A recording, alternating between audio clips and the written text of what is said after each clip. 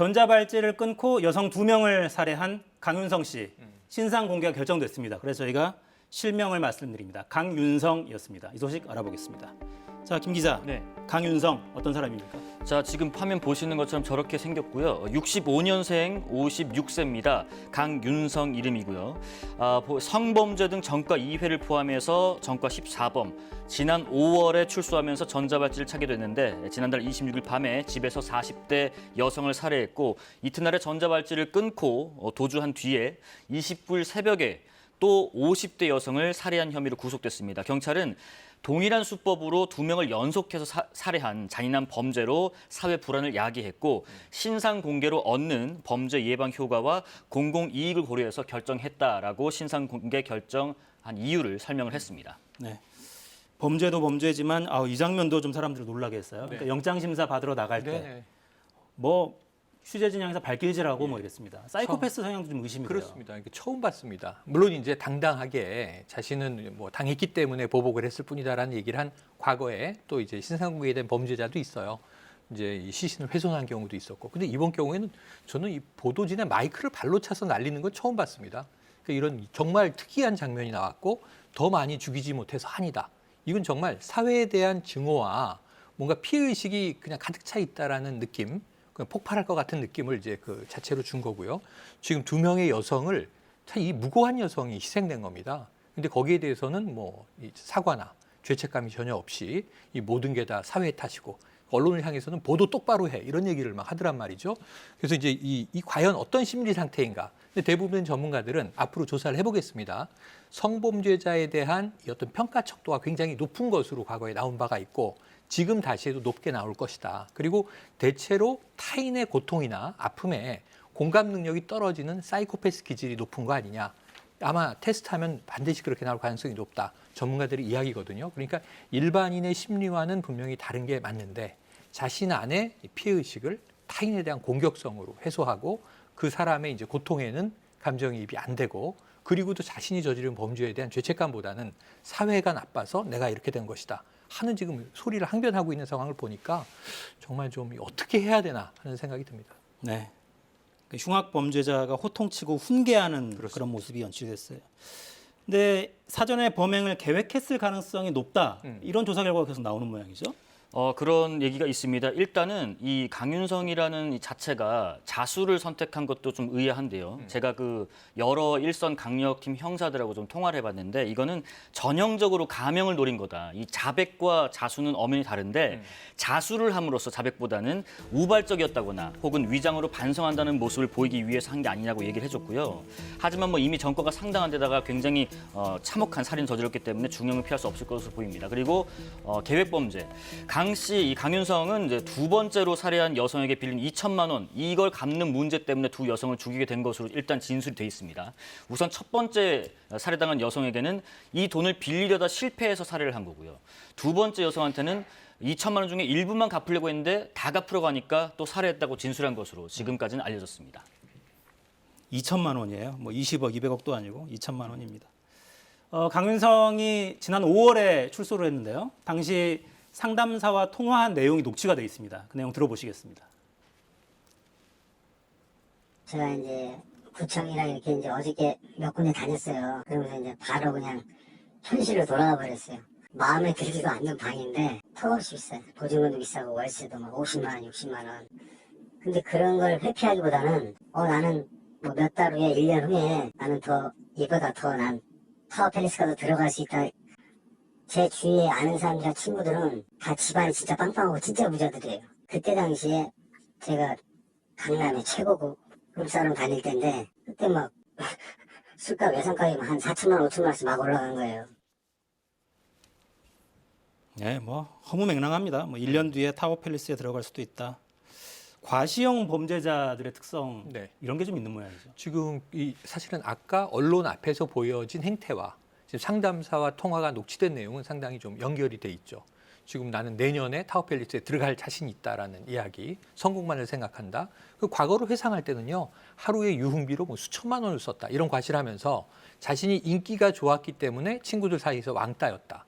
인기가 좋은데 왕따가 되는 경우가 흔치 않거든요. 이건 논리 모순적인 얘기인데 굉장히 좀 허언을 하는 성향이 있다 이렇게 볼 수 있겠고 이것이 이렇게 범죄로 연결되는 꿈은 이렇게 큰데 현실은 굉장히 초라하단 말이에요. 이 간극을 돌파할 수 없으니까 굉장히 죄 없는 여성들의 돈을 갈취해서 유흥비로 쓴다든가 자신의 뭐 삶을 과시한다든가 그러니까 지금 노동을 할 생각은 전혀 안 하고 있는 거죠. 이게 지금 연결되는 게 뭐냐 하면 출소를 5월 6일에 했는데 바로 다음 날 거요동 주민센터를 찾아갑니다. 그래서 기초생활 수급 신청을 하거든요.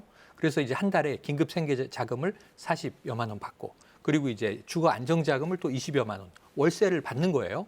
또 보증금 200만 원도 토지주택공사의 매입 임대주택의 보증금을 그냥 이제 정부 돈으로 건 겁니다. 자기 돈 한 푼도 안 쓰고 보증금, 생활비 이걸 다 받아내는데 이것도 갈취하듯 했어요. 주민센터에 가서 뭐 이 책상을 들었다 놨다 폭력적인 위협 성향을 보이면서 통상은 여러 개월 걸려서야 통과가 돼서 받는 기초생활수급을 무려 6월 25일에 첫 지급을 받았으니까 한 달 만에 받더라고요.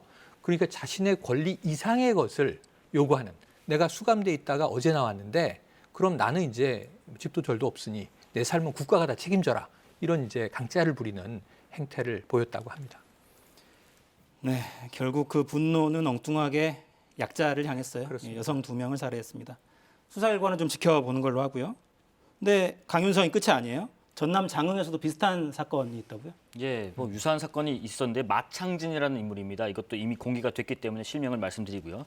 지난달 21일에 전남 장흥에서 전자발찌를 끊고 달아났습니다. 이 마 씨는 2011년에 미성년자 2명을 성폭행한 혐의로 징역 5년을 선고받았고요.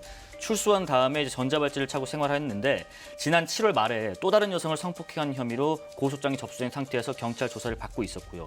그리고 지난달 26일에 저녁에 전주 완산구까지 이동해서 한 아파트에 들어간 다음에 한 여성을 흉기로 위협해서 성폭행을 하려다가 미수에 그쳤는데 이게 사연이 이 여성이 한때 이 마 씨의 동료였다고 합니다. 근데 집 안에 들어가 있었던 거예요. 따라 들어간 게 아니라. 어떻게 들어가 있었냐면 이 여성의 집의 비밀번호를 우연히 엿듣고 있다가 그쪽에 미리 비밀번호 누르고 들어가서 들어온 여성을 위협해서 성폭행을 하려고 했던 건데 통화 중이었대요, 그 여성이. 근데 이제 거기서 막 괴성을 지르고 소리를 지르니까 지인이 긴급하게 누굴 보내서 미수에 그친 이런 내용이거든요. 자, 이 마 씨, 마창진은 장흥을 벗어나서 지금 영암이나 나주, 화순, 광주 뭐 이런 데로 달아났을 가능성이 있다고 합니다. 경찰도 한 400여 명 투입됐고요. 주황색 배낭이나 흰색 운동화 차림 그리고 팔자걸음이 특징이라고 하니까 좀 기억해 두시고요. 대중교통을 이용할 가능성이 매우 크다고 하니까 적극적인 신고도 좀 필요할 것 같습니다. 마창진입니다. 이 그래픽 다시 한번 좀 올려주시죠. 네, 전남 장흥에서 도주한 마창진입니다. 인상착의를 좀 잘 보시고요. 아마 광주 전남 지역 어딘가에 지금 은신하고 있을 가능성을 높게 좀 보고 있는 것 같습니다. 경찰은. 마창진 비슷한 팔자걸음이 특징이라고 하고 차량은 없을 가능성이 높아요. 대중교통을 이용하고 있을 가능성이 높으니까 인상착의를 잘 눈여겨보셨다가 의심되는 사람이 있으면 경찰에 신고를 하시면 되겠습니다. 추가 피해는 없어야 되니까요. 왜 자꾸 이런 일이 생길까요? 그러니까 전자발찌라는 시스템이 이렇게 쉽게 돌파될 수 있는 건지. 그럼에도 불구하고 한계는 있지만 또 실효성도 있다는 거죠. 왜냐하면 지금 지난 7월까지 4,847명이 전자발찌를 부착하고 있어요. 문제는 관리 인력이 많지 않다. 지금 이제 이 보호관찰관이 281명. 그러니까 1인당 대응해야 되는 전자발찌 부착자가 17명이 좀 넘는데 문제는 야간이 되면 퇴근해야 되지 않습니까? 당직 요원들만 남아 있을 텐데 당직자들이 4,847명 관리하는 데는 낮에 17명이지 일대 수백 명으로 전환된다는 거예요. 주로 밤에 또 이제 전자발찌를 끊거나 범죄가 벌어지니까 그러니까 이 인력 문제를 좀 해결하기 위해서는 전문 인력을 양성하고 더 투입해야 되고 결국은 예산의 문제다. 전자발찌의 기술적인 문제도 좀 개선돼야 된다. 이 끊지 못하게 하면 어떨까? 근데 월요일에도 이 문제 다뤘습니다만 끊지 못하게 하면은 끊고자 하는 욕구가 더 커질 수 있다. 이 심리적인 부분도 고려해야 된다는 거고요. 근데 이게 저는 전체적으로 인프라의 문제이긴 하지만 문제는 우리가 늘 교정당국 이렇게 얘기할 때 이 수감이라고 하는 것이나 전자발찌, 보호관찰 이런 것들의 교정의 이 목표는 달성되지 못하고 있는 거 아닌가. 왜냐하면 전 깜짝 놀란 게요. 그리스도의 향기 운운하는 편지를 써서 목사를 회유해서 탄원서를 받아내지 않습니까? 근데 지금 결과적으로 거짓말이잖아요. 종교에 귀한 것처럼 했지만 완전히 거짓말이었고 상담사와 상담을 하면서 미래에 내가 열심히 살려는 의지를 보인 것 같았는데 보니까 여성들의 돈을 그냥 갈취해서 살려는 방식을 지금 채택하고 있고, 그게 이렇게 사람을 여러 가지 이유로 속일 때 대부분 제도적인 부분은 속아 넘어가더라는 거죠. 그래서 저는 교정의 핵심 부분에 대해서 우리가 이 범죄자의 심리를 조금 더 치밀하게 연구하고 이들의 좀 본질을 바꾸기 위한 노력도 병행돼야지, 뭐 이제 인력이 더 투입되고 보고 장비, 전자발찌가 뭐 강화되고 하는 것 더불어서 이 사람들의 마음을 좀 어떻게 자극하고 움직일 수 있을까? 사회가 함께 고민해야 될 시점 아닌가 싶기도 합니다. 그러니까 교정시설 안에서 진행되는 교화 이런 교육들 네. 그런 시스템도 좀 손볼 필요가 있겠어요. 그러니까 그렇습니다. 박범계 장관이 이미 전면 재검토하겠다 이런 방침을 내놨으니까 어떤 대책을 좀 내놓는지 네, 좀 차분히 지켜봐야겠습니다. 지켜봐야 될 것 같습니다. 마지막으로 마창진 얼굴을 다시 한번 좀 보여드릴게요. 네. 여러분 마창진 광주 전남 지역에 계신 분들은 특히 마창진 얼굴을 좀 눈여겨보시면 좋겠습니다. 일단 여성을 살해하고 지금 전자발찌를 끊고 야산으로 도주한 그런 상황이고요. 광주 전남 지역에 은신하고 있을 가능성이 높습니다. 차량은 이용하지 않고 있을 가능성이 높고 팔자걸음이 특징이라고 해요. 도주할 때는 주황색 배낭에 흰색 운동화 차림이었다고 합니다. 네, 살해한 건 아니고 전자발찌를 끊고 야산으로 네. 도주한 그런 상황입니다. 21일에 도주했으니까 시간은 지금 많이 지났어요. 네, 방법을 좀 찾아서 더 이상 희생은 없도록 주변을 잘 찾아보시기 바랍니다. 지금까지 김용준 기자, 최영일 평론가와 함께했습니다. 수고하셨습니다. 좋습니다. 저는 내일 다시 오겠습니다. 4시엔 사사건건.